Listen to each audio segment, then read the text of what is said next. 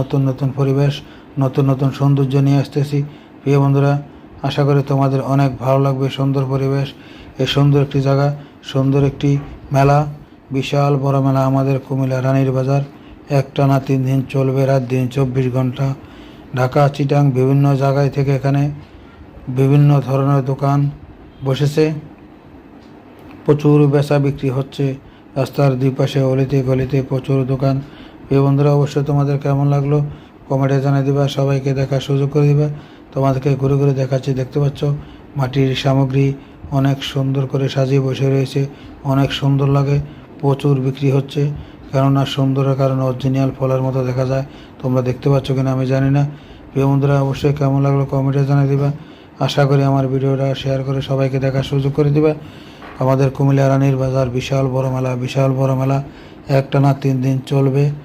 অনেক সুন্দর